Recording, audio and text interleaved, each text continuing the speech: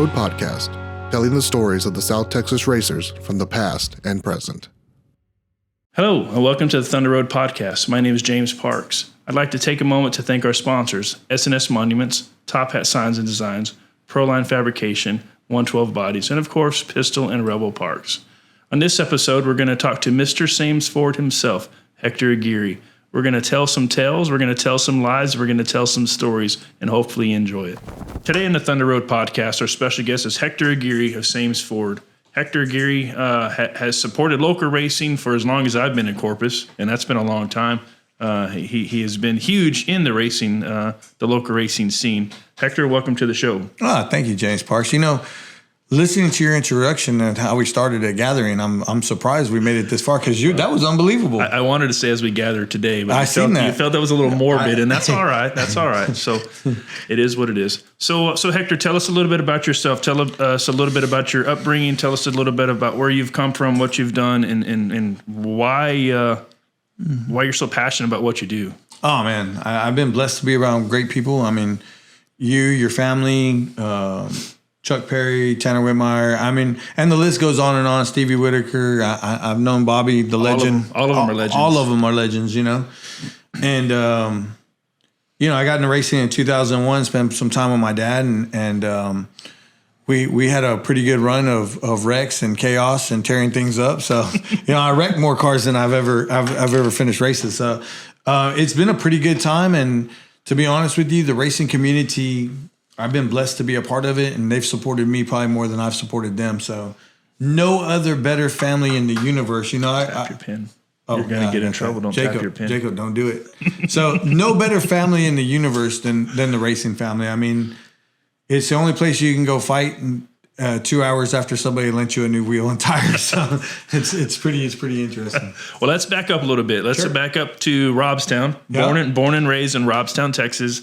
Tell us a little bit about that life. Actually, I said I have blue eyes for a long time, and I guess you must have missed that. But I was born in Chicago and raised in Arkansas. Well, see, there corrections are made. No, I got you. My parents got divorced. Okay. My dad spent a lot of time in the streets, and and so my mom ended up in Robstown, so that's where I ended up in Robstown. And then, I got you. Worked in the salvage yards during the summers, played basketball, football. Whoa, hold on, back up. What did you do in the salvage yard? Were you actually dismantling cars or just breaking windows? I've always had a mouthpiece, so yeah, I couldn't pull parts, as you know. I'm a good grinder, but that's about it. So that's questionable. Right. I do remember argument over a grinder. Right, that's cool. Correct. So that's my point. So I sold parts at the corner during the summers, and actually it was Ace Walker and Dave DeLynn, and you worked for Ace Walker? Yes. No way. I had no idea. Yeah. And Dave DeLynn. Crazy. So and his crazy son, Ralph. I don't know if you knew Ralph. No.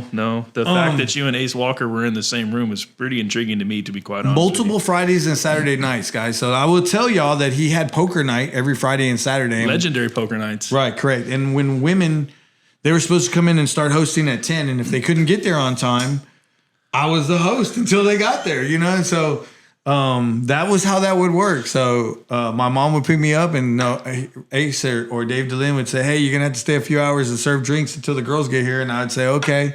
It was the greatest time ever. And then I'm not chewing on it. Set the pen down. I'm not chewing on it.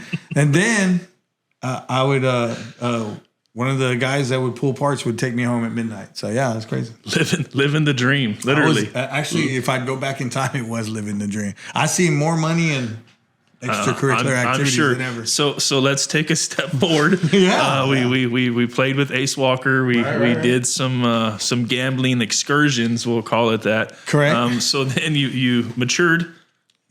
Somewhat. You matured. Right. You became the young man that you were, right? Not the man that you are yet, because that took a little time. Oh yeah. It had to take time to make you as you are today, because the sky's the limit on where we could go with that. But tell us a little bit about that. I know you were at the Nissan dealership. You kind of did some stuff. So let's talk about that.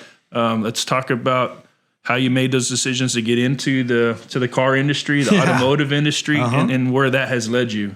Well, for a couple of years, I tried to go to Howard Payne University and played basketball, and I didn't go to church enough there, so they kicked me out. And then I went to Kingsville, and then You're pretty tall, so I figured basketball was up your. Actually, up I'm your probably alley. a lot better basketball player than I am race car. Did you ever driver. play tennis? No. We interviewed Cameron Starr, and he was apparently a stellar tennis player. Was he really? Yes. He was almost undefeated, if that's a record. But hey, he was almost undefeated. So I'm just curious if you've also played tennis. No. I never got the opportunity to play tennis. right, I couldn't afford a racket. Well, it was in Benketti. Was it really? Yes. Oh, well. He said like it was pretty tough competition. Oddly enough. Yeah. So I got hurt, needed a job, ended up at Ed Hicks Nissan for a long period of time, 17 years. I think when I was introduced to you, that's kind of where you were at. You were doing the Nissan deal. Correct. And so that's why I stayed in the bomber class at CC Speedway for so long, because I couldn't afford anything else. I had 4 beautiful boys, and their sports and athletics and so on and so forth came first. So, watching you later in life getting to take care of Pistol and Rebel and the babies is unbelievable. But yeah, the opportunities I have now in the last 12 years to get back to the racing community have been a lot more than I did previous. But right. So you left the Nissan dealership, and then you walked into a Ford dealership with open arms, I suppose. Oh yeah, I remember some of those conversations between me and you, like, hey, these are life decisions, and this is something that's come up. So change is always hard. Yeah, no, change is hard. So you rolled into the dealership at the time. I believe it was Sames Crow. It wasn't just Sames Ford. It was Sames Crow. So you walked into there. The Crow guy. Yeah. They brought a Meskin in. And here I am. Sorry, Jacob and Jacob. But we're gathered here today. That's right. All right. Yeah. So tell us about that. Tell us about the transition from Nissans to Fords, because here's the deal. Yeah. You leaving Nissan, all of the friends, the family, the racers, you had everybody hooked on Nissans. Correct. For a long period of time. And then you had to get everybody hooked on Fords. Right. Went to Ford, and it's a different blue collar, and I'll say it. I mean, I want to thank everybody who's driving a Ford and looking forward to being in one soon, because reality of it is we're independent. We've never taken any handouts from the government. And last but not least, Ford dealerships across the country get back to local racing. And local racing is the grassroots of it. I mean, reality of it is brand loyalty 30, 40, 50 years ago for our parents, for our dads. Right. Went on Sunday, buy a new Ford or Chevy or so on and so forth on Monday. What won on Sunday sold on Monday. That mentality. And that has come to fruition. I've been a part of it so long and been able to watch these young kids come up, and it's the truth. Ford and the brand itself supports local racing. Well, that's cool. And as a racing community, we do appreciate that. Sure.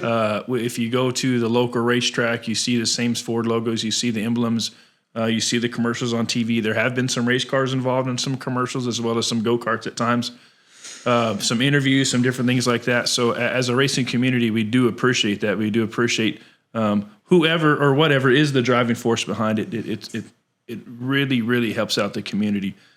So let's talk about yourself and some of your volunteer work. Sure.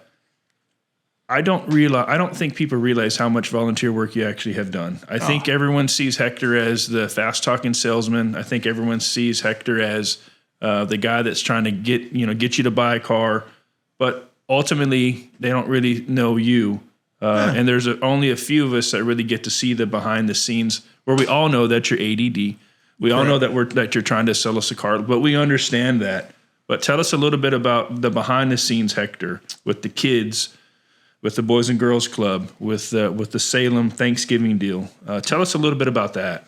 We've been blessed to be able to give back, and whether you have an opportunity to or not, depending on your grassroots. I grew up in the Boys and Girls Clubs, and so I was a very, very big part of the Boys and Girls Clubs for a lot of years. Still do a Joseph Salem Thanksgiving dinner every Thanksgiving. And we feed anywhere from 650 to 1,000 homeless people every year. Hector asked me one year to do the Salem Thanksgiving deal, and I was very nervous about it. I was a little freaked out. I grew up 8 miles from the U.S.-Mexico border, so I thought I had seen a lot of things. You know what I mean? I've seen a ton of things, but I never participated in anything like that. Not for any particular reason, just logistically it didn't work out. Hector asked me to go with him to this deal, and it was a huge eye opener. It really humbled me to understand that I'm truly blessed with healthy wife, kids home, things like that. To see some of those families struggling, and in some instances, what I saw there made me realize that even some of my own employees didn't have the ability to have that stuff. So I make it a point with Proline Fabrication that I have a Thanksgiving dinner every year for my guys. And I have a Christmas dinner every year for my guys, because at one time there was employees here that didn't have that. And really all of that stemmed from that day at the Salem Thanksgiving dinner. And you probably didn't know that. That was the reason. That's the reason why. But opening your that. heart and opening your arms, you've always done. And I'll say it, when you get an opportunity to see children and mothers and even the elderly come through and they were so grateful. They were grateful for that turkey leg. Right. It's an unbelievable deal. And, I hope my niece over there, Pistol, and Charlotte, who hopefully are listening, I hope at some point in time they all get an opportunity to serve, because like you said, not only is it eye-opening, but the experience of giving back when you know that you've been blessed, because, hey, no matter how successful we are, there's always tomorrow. And everything changes, economy changes, things change. And so, not taking it for granted and getting an opportunity to go out there and serve, is unbelievable. And there's one other charity I really, really, really, or not so much charity, but CASA, Court Appointed State Advocacy. I want to give those people a shout out. Foster care is very important. We've been real big in that probably the last 7-8 years. I have 4 little boys that we've taken care of for a long period of time. And, I will say, I know this is a racing show, but racers give back. And CASA and I'll say it, Bobby Jack, I want to give him a shout out because he's done a lot of great things for some babies that he's taken care of. Yeah. And so, and Karen, but those particular things, the Purple Door, et cetera, et cetera, et cetera, there's a long list. Hey, every chance you get an opportunity, even if it's just to drop off deodorant or baby supplies, do it. It's the little things. It's the little things that people take for granted. So yeah, if you have the opportunity or the means or whatever, take that stuff over to Hector at Sames, or I'm sure Joe Black would get it to you, or drop it off at those. If you have any questions, I will definitely lead you in the right direction, because it's unbelievable. Cool deal. So let's talk about some mentors in your life. I know a handful of them. Some of them I didn't get to hang out with a whole lot. Mr. Henderson at the Nissan dealership, he was huge for you when I met you. You, in my eyes, you looked at him as a father figure. Correct. You've had many father figures in your life. Sir. And honestly, you and I fight and argue like brothers. Yep. But at the end of the day, we have each other's back. Whether we agree with what each other did or not, at the end of the day, we're still there. It happens. We would race on the racetrack and knock each other out. And there used to be like a running bet, $20, whoever finished the highest. And I never had to pay Hector $20, but well, that's regardless. Yeah, probably so. So tell us about those guys. Tell us about Henderson, about my old man, about Bartell. Yes. Your dad. Tell us a little bit about those guys and how they got you to where you're at now. Dick Henderson was always a great mentor. Helped me buy my first house. Explained to me the importance of checking and savings and so on and so forth. And I try to go to lunch with him every Thursday. Mr. Parks, Papaw Parks will always have a special place in my heart. I love him. He was like a father to me, and I will say it.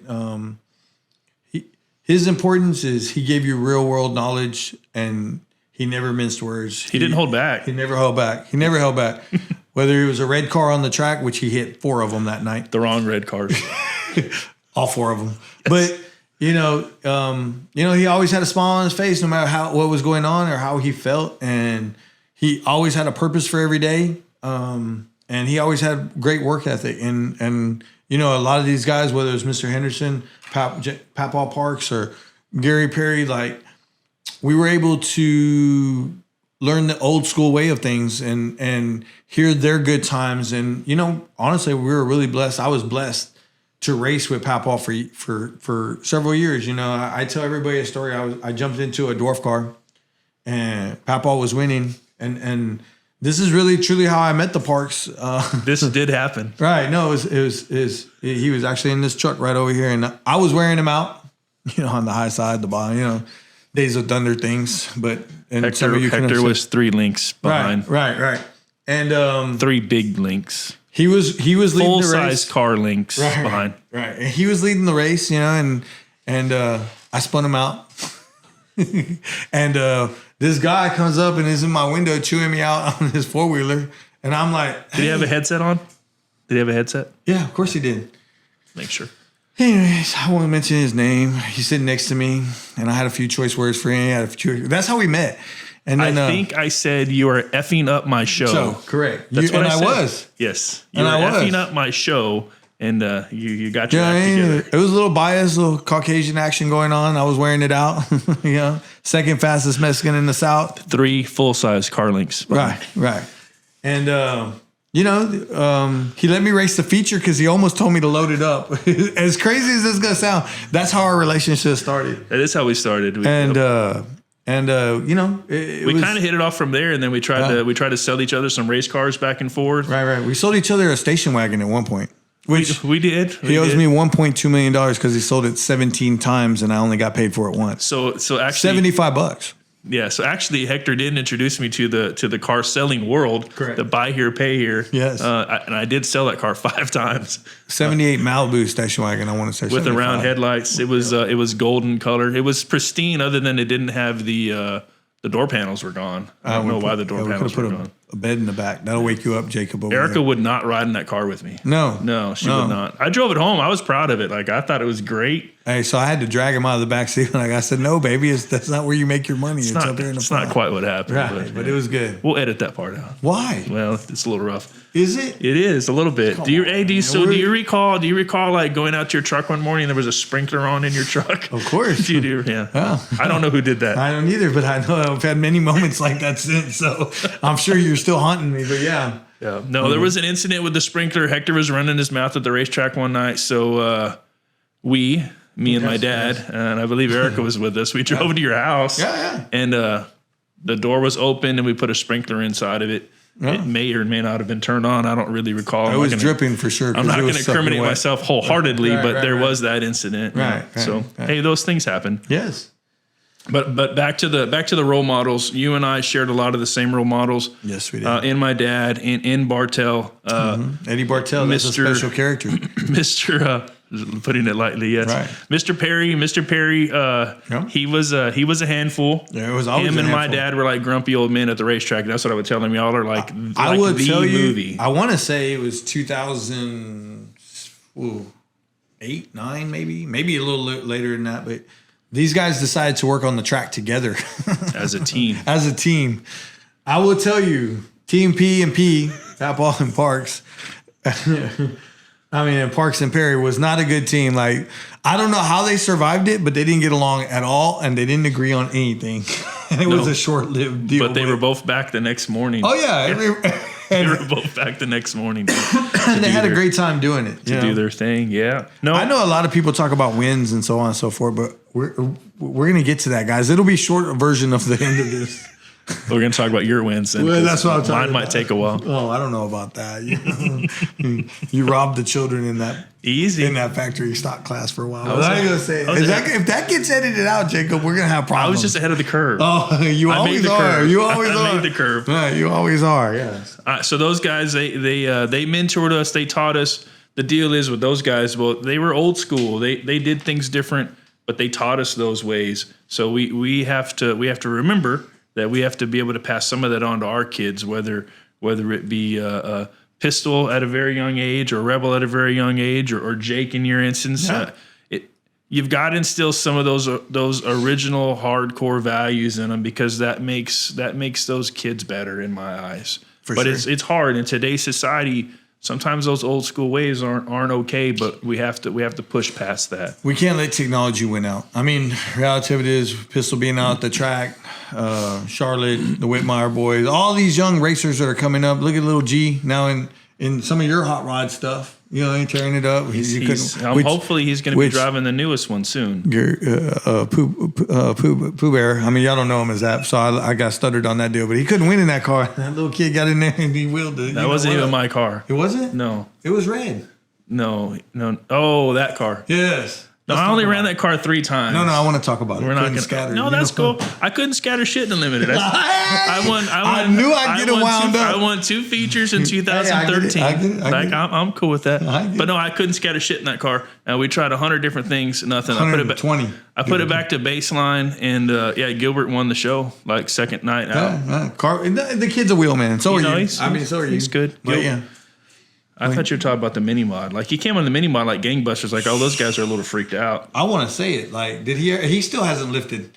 No, he went from the back to the front in the first. I literally told him don't lift, and he's raced every heat race that he could get in. He raced in the wrong heat race. Right, that's what I just said, and won. And won. Yeah. And I don't even what broke on that thing. He broke the jack shaft. He had enough torque in that little motor. It broke the jack shaft. Yeah, I thought he broke the throttle pedal because that's next. He wore that thing out. You know what I mean? I said, damn. That's why I'm not allowed to do it. Well, no, you'll probably spin somebody out from 3 lengths behind. What do you mean? I was all over that program. I don't know. That's all new. CC Speedway was kind of a cool The deal. bouldering was awesome. Once you got in there, you couldn't get out. Like you had to be a gladiator once you were inside there. But you ran some big cars there, not just some dwarf cars. You ran some big cars there. Ran the bomber class for about 22 years. You there. do some super streets, or what do they call super streets, bomber. You know, I got to race a lot of good stuff there. You know, I got my car totaled by your buddies, Joey Heineman and his buddy. What was his name? What's his name? From BFI. Jimbo Myers. Yes. Well, they're good folks. He was. No, they still are. Are they? What do you mean was? They still are good folks. I love Jimbo. You know what I'm saying? But yeah, he totaled my shit for no reason. They wore your ass out. What happened? They wore your ass out. I went around them on the high side. So from there, you jumped into a limited modified. You decided you had to get away from the asphalt and got on some dirt. No, that's some not white what guy happened? tucked me into it. No. I believe what happened was you bought a car from Nesloni, right? And you couldn't scatter shit. No, you couldn't scatter shit, and then I couldn't scatter shit. Yeah, you couldn't scatter shit. So you wanted. So I went into a big blue car. You wanted my blue car, and then I beat you with your own car, and you were upset. It was weird how that happened. All of a sudden. No, literally, what happened? Here's what happened, folks. Let's talk about it. Here's what happened. Tell me. He gave me a little bit of money. And part of the deal was that I had to swap the motors from my car to your car and get them both race ready. I'm the one that worked on the blue car. Never. Oh my God. I'm still waiting for you to show up. I'm a wrench man. No, you're not. So I got his car, which was my old car, together, ready to go. And I didn't get your old car, which became my car, done till like 5 o'clock. That car was a good car. Saturday, I rolled out to the track. Dad said, "You're never going to make it." I said, "We're going to go because I have to whoop Hector's ass." Right. I don't even think we got to run hot laps. We didn't even get to run hot laps. And I smoked you in the feature. Yeah, but you took me with out one hand because the other hand was busy. Oh. Hand signals. Oh my goodness. Hand signals. But I think we both ran pretty decent that night. We did have a mutual friend, Weibel. Oh yeah. We'll talk about Weibel a little bit. Yeah. Hector, the outlaw Weibel. Hector adopted this young man. I've adopted a few of them and sent them to James Park. Yes, Hector adopted this young man, and somehow he ended up in one of Hector's race cars. And I don't know. He was a handful. The young man is living right now. I've seen some Facebook. Yeah, he's doing better. He is doing better. Right. But there was an incident. I don't know if you recall this. There was a race going on, and we were in the stands, and Weibel was sitting next to us. Yeah. And then he was gone. And in the middle of the race, this car shot on the track in the middle of a race, and it was our guy in your in the car, wrong class. in your car in the wrong class. Right. Yeah, like he belonged there. Right. So odd deal. There was a time the head fell out of the back of it. It did fall in the back straight away, and we pretended knocked out about 17 oil pans. We pretended like we had no idea where that came from. Again, that was Weibel. We had nothing to do with it. And then there was a time he welded a spider gear that nobody in the universe will ever take apart. No, we told him to weld the spider gears up, and he did. Technically, he did. Technically, as well as the ring gear and the pinion and the carrier and the axles. Yes, he welded everything. Yeah. So it worked. I don't know how it worked. Crazy. Remember we took the pan off that thing and you said, "What is this? How is this possible?" I said that a few times. Right. How is this possible? But he did it. Crazy. Yeah. So no, you and I have had some adventures. We've traveled together. Yes. We've built some race cars together. We've done some business together. All of them always had an adventure tied to it. So we went to a chassis seminar one time, and we secretly snuck an engine in the room on a cart from the on a luggage cart. On a luggage cart. It was good stuff. It was Manny's engine. He was afraid someone was going to steal it. So Hector was involved in that. We did a couple chassis schools. Hector was asked to leave the chassis school because he was chewing on his pin. I almost got asked to leave here for tapping on the pin. I don't get it. He was chewing on his pin in another class, and Eddie Martin could not figure out what was going on, so he was asked to step outside. I do want to give a shout out to Eddie Bartell, Sausage Fingers. I didn't get to talk about you, but I miss you daily and your pep talks. You didn't have pep talks, that's why I'm saying it.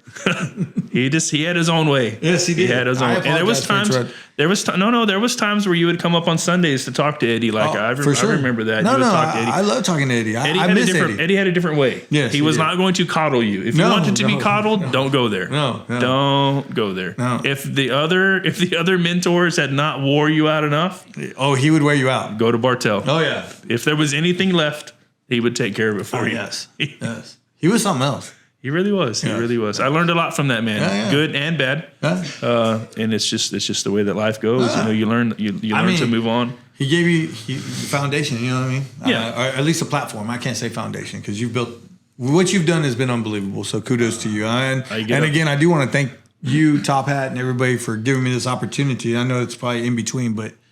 I do love you. Well, and I do appreciate it. Here's the deal. I'm not going to lie and I'm not going to sugarcoat it, but this is a situation. I grew up poor. Yeah, I was with you. I grew up. My parents both worked. Yes. A job. They did own some of their own businesses, but just because you own your own business doesn't mean that you're a millionaire. Correct. That's the hugest misconception. So my parents growing up worked jobs. They had a couple of their own businesses, just trying to make it by, trying to make things better for us. In the Valley, I raced at Rio Grande Speedway because my dad raced there, but I struggled to get there. I would mow grass. I would collect aluminum cans, but it was what I had to do to get to the racetrack. And that's where most of my ethic came from, was trying to do that. And then when I came to the Corpus area, obviously I met some great people that got me involved in the racing stuff and kept me in it. But the reason I have Top Hat, and one of the big reasons for this podcast, is there's a ton of talent in this area. Oh, unbelievable. Not just Corpus Christi, but the South Texas, there's a ton of talent.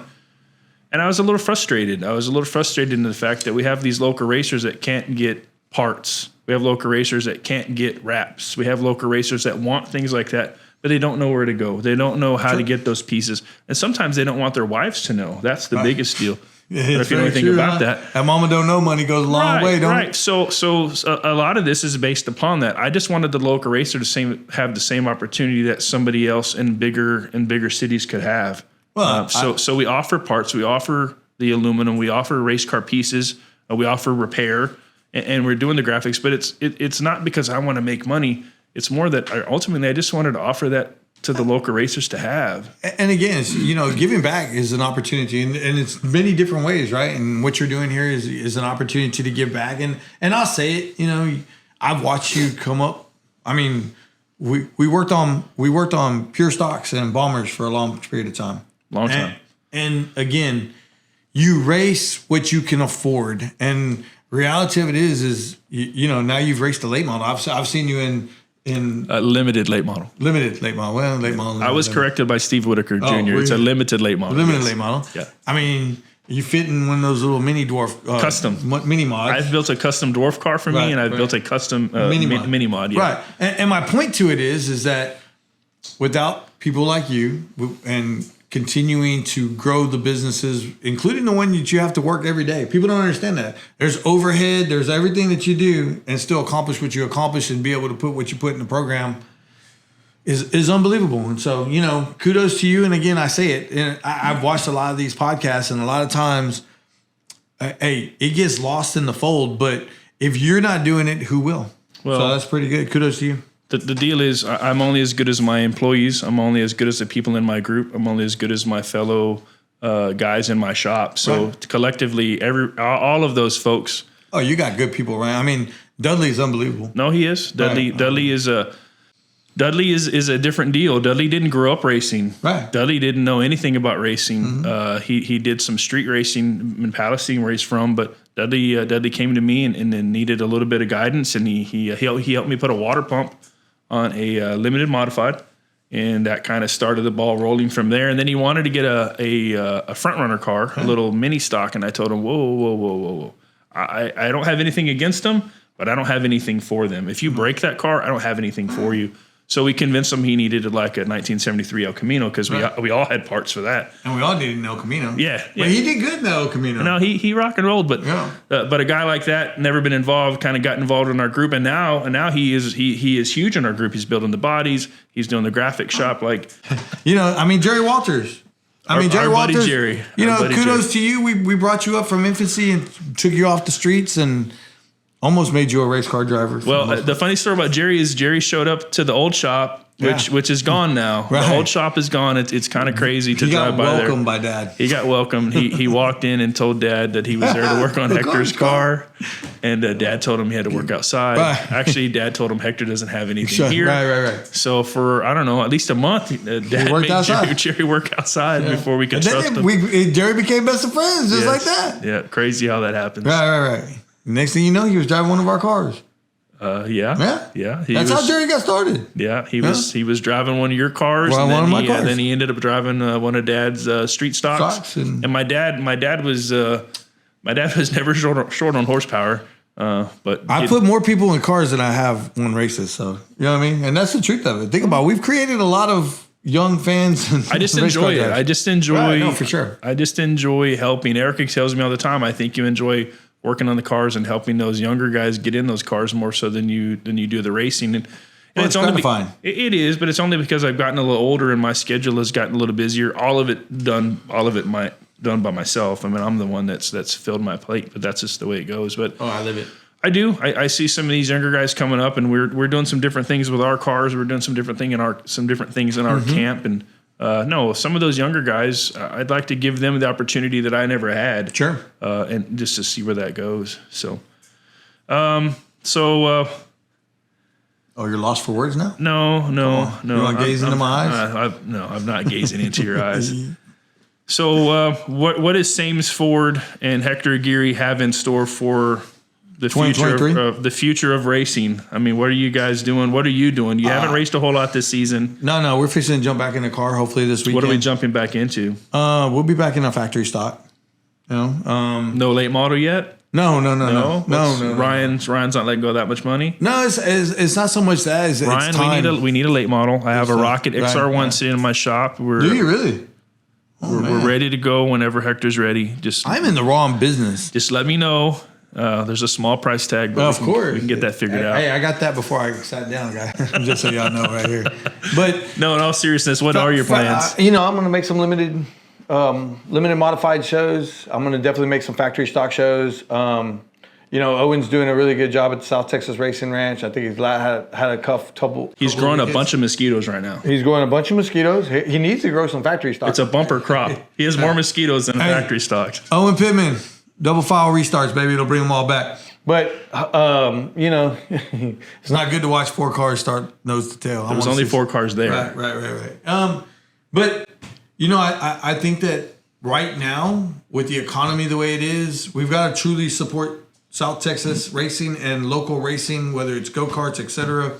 Every opportunity you get, we got to put people in the stands, and we got to find a way to make sure that we don't lose any more tracks in South Texas. Well, I think the bigger picture is getting more people involved. The issue with local racing, as far as I'm concerned and as far as I've seen, is it's always been the same families.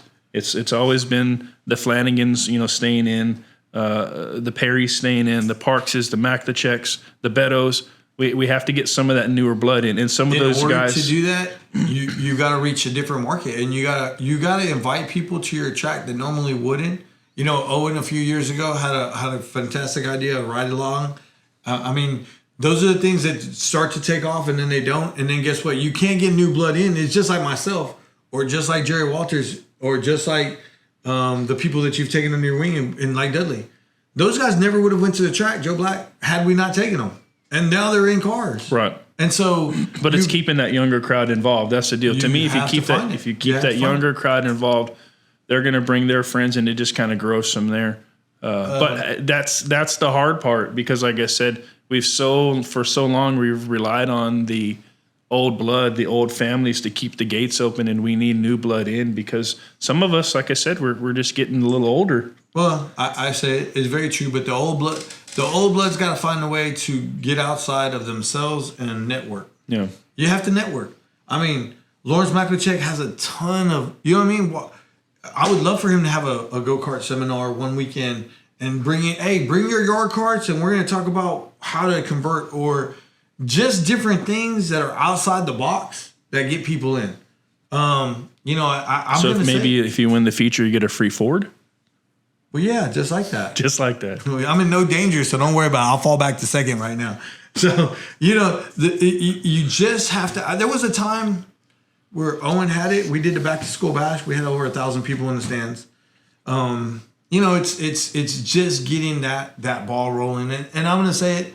It's all the race community on their Facebooks or on their whatever they got. I don't do social media, but it's putting it out there and letting all your friends and family know. Why don't you do social media if you care to go there? No, not particularly, but ADD? Is that ADD. Trump 24. No, I'm joking. See how that goes? You know what I mean? We went there. Right, there was no politics in the Thunder Road podcast until now. Now we have broke the mold. Right. You don't want me to do it. Well, Hector, you got any other stories? Anything else you want to talk about while we're here? The platform is yours. We can go down any path you want to go down. We can talk about anything you want to talk about. But you got anything else that you would like to put out there to the public to let the racing world know? Support I'll say it one last time. Support your local racing. Sometimes I'm blessed to be here. I'm blessed to have a opinion and a mouthpiece on this. I've supported South Texas Racing with Edna, Pleasanton, Corpus Christi. I don't think there's another company that has right promoted or helped with local racing as much as Sames Ford. Right. Whether it's the Victory Lane flag, whatever it is, we try to be there and help. And I'm gonna say we've had our name on a lot of cars over the years, and I want to thank everybody that's ever raced for us or ever supported us and put our name on the car. And I want to thank everybody that's ever bought a car from us. But at the end of the day, I want to tell everybody, you get out and support local racing, support your local businesses, support Top Hat, and support everything that you get an opportunity to do that your friends and family are a part of, and it will be successful. So I thank James Parks for putting me on the show today. I want to thank all the people that's ever helped me, and Rich's, Saints Ford, Proline, Dirty Bodies Racing, and Don Betts and all the guys that work on my car, Chuck Perry, Tanner Whitmire, Jerry Walters, and so on and so forth. So I appreciate you having me on. I really had a great time. Before you go, there's a few things that I want to discuss. Sure. You did a little bit of announcing at the race ranch. So tell us a little bit about that experience. Well, it was me or Larry Roberts?